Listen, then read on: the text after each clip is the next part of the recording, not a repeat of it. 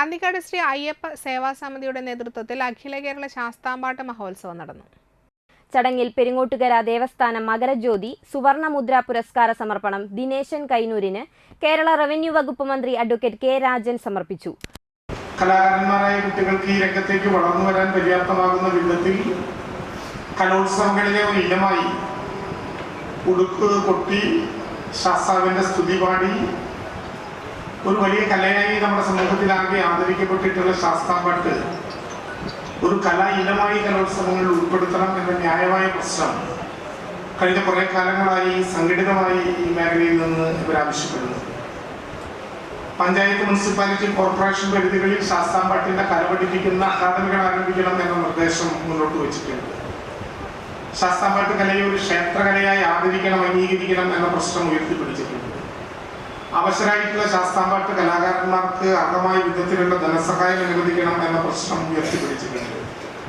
ദേവസ്വം ബോർഡുകളിൽ ശാസ്താംപാട്ട് കലാകാരന്മാർക്ക് പെൻഷനും അംഗീകാരവും നൽകണം എന്ന് പറഞ്ഞിട്ടുണ്ട്. ഇതുൾപ്പെടെ ശാസ്താംപാട്ട് എന്ന കലയെ ജനകീയമാക്കാനും അതിന് പുതിയ തലമുറ ഉണ്ടാക്കാനും ആ വിധത്തിൽ പ്രഗത്ഭരായിട്ടുള്ള കലാകാരന്മാരെ ഉയർത്തിക്കൊണ്ടുവരുന്നതിനും സംഘടിതമായി ഒരു പ്രവർത്തനം ആവശ്യമാണ് എന്നതിൽ ഒരു തെറ്റുമില്ല എന്നുള്ള യാഥാർത്ഥ്യത്തെ നിലനിർത്തിക്കൊണ്ട് തന്നെ ആ പ്രശ്നങ്ങൾ നടപ്പിലാക്കാൻ ആവശ്യമായിട്ടുള്ള നിർദ്ദേശങ്ങൾ ബഹുമാനപ്പെട്ട കേരളത്തിലെ മുഖ്യമന്ത്രിയുമായിട്ടും സാംസ്കാരിക വകുപ്പ് മന്ത്രിയായിട്ടും ഈ അടുത്ത ദിവസങ്ങളിൽ തന്നെ സംസാരിക്കാവുന്നതും ഏതാണ്ട് സഹായകരമായ വിധത്തിലുള്ള നിലപാടെടുക്കാനുള്ള പരിശ്രമങ്ങൾ നടത്തുന്നത്.